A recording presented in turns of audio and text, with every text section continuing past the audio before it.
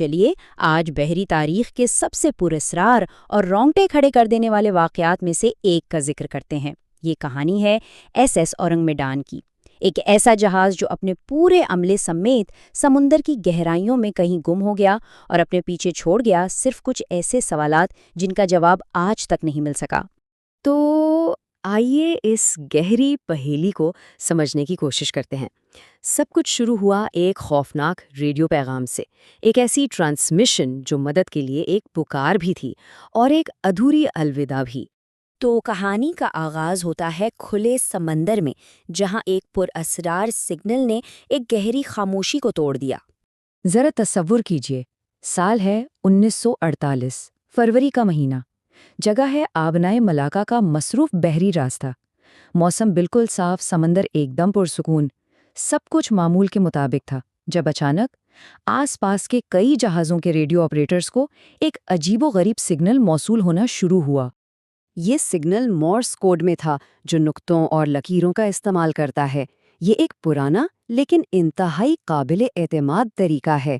آواز کے برعکس مورس کوڈ ہزاروں کلومیٹر دور تک ماحولیاتی رکاوٹوں کے باوجود واضح طور پر پہنچ سکتا ہے، اور اسی چیز نے اس پیغام کو اتنا سنگین بنا دیا تھا۔ جب آپریٹرز نے پیغام کو ڈیکوڈ کیا تو ان کے رونگٹے کھڑے ہو گئے۔ پہلا پیغام تھا ایس اورنگ میدان کی طرف سے فوری مدد کی درخواست ہے، لیکن اس کی فوراً بعد آنے والے دوسرے پیغام نے تو جیسے خون ہی جما دیا، جس میں افسروں اور عملے کی موت کا ذکر تھا۔ اور پھر آخری نامکمل پیغام آیا، صرف 2 الفاظ، میں مرتا ہوں۔ اس کے بعد ایک گہری نہ ختم ہونے والی خاموشی چھا گئی۔ ریڈیو آپریٹرز نے بار بار جواب دینے کی کوشش کی، لیکن دوسری طرف سے کوئی آواز نہیں آئی۔ یہ بات تو واضح تھی کہ اورنگ میدان کے ساتھ کچھ بہت ہی بھیانک ہو چکا ہے۔ اب کہانی کا رخ بچاؤ کی کوشش اور موقع پر ہونے والی تفتیش کی طرف مڑتا ہے۔ ان خوفناک پیغامات کے ملنے پر سب سے قریبی جہاز، ایک امریکی تجارتی جہاز سلور سٹار نے فوراً اپنا راستہ بدلا اور اورنگ میدان کی دی گئی پوزیشن کی طرف تیزی سے روانہ ہو گیا۔ لیکن جو کچھ انہوں نے وہاں پایا وہ کسی کی بھی توقع سے بالکل مختلف تھا۔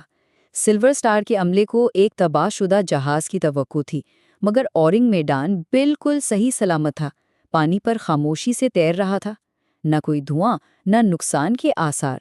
ڈیک پر کوئی حرکت نہیں تھی، صرف ایک عجیب گہری خاموشی طاری تھی۔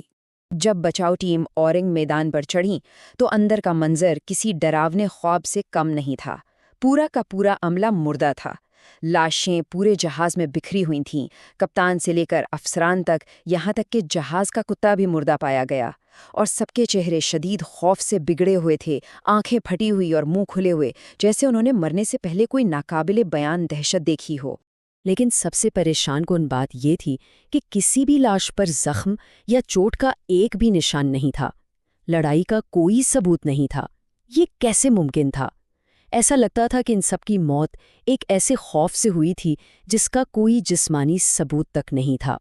اور جیسے ہی بچاؤ ٹیم نے اس معاملے کو سمجھنے کی کوشش شروع کی، واحد ثبوت ان کی آنکھوں کے سامنے ہمیشہ کے لیے تباہ ہونے والا تھا۔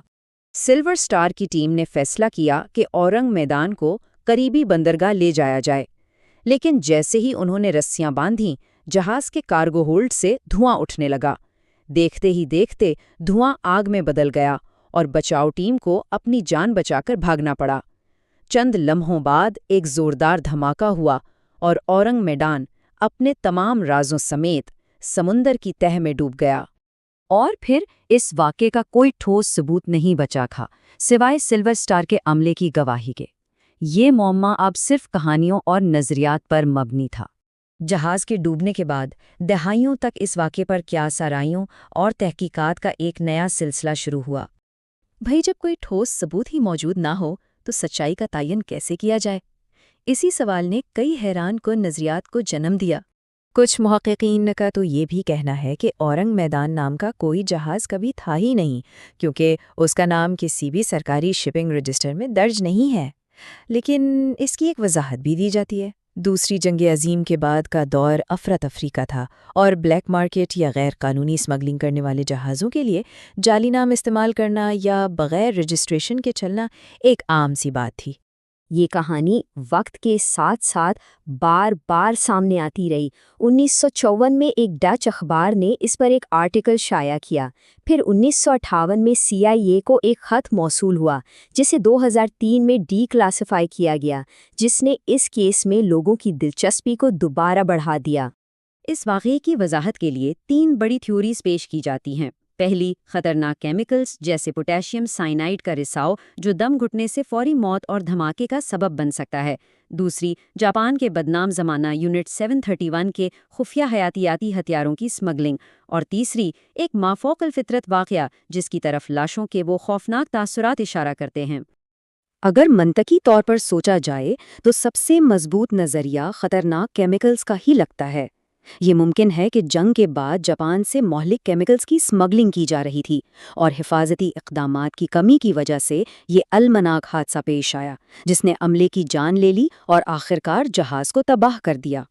اگرچہ SS اورنگ میڈان اب نہیں رہا، لیکن اس کی بھوت کی کہانی آج بھی زندہ ہے۔ یہ واقعہ ہمیں یاد دلاتا ہے کہ سمندر اپنے اندر کتنے راز چھپائے ہوئے ہیں اور کچھ معمے شاید ہمیشہ ناقابل حل ہی رہتے ہیں۔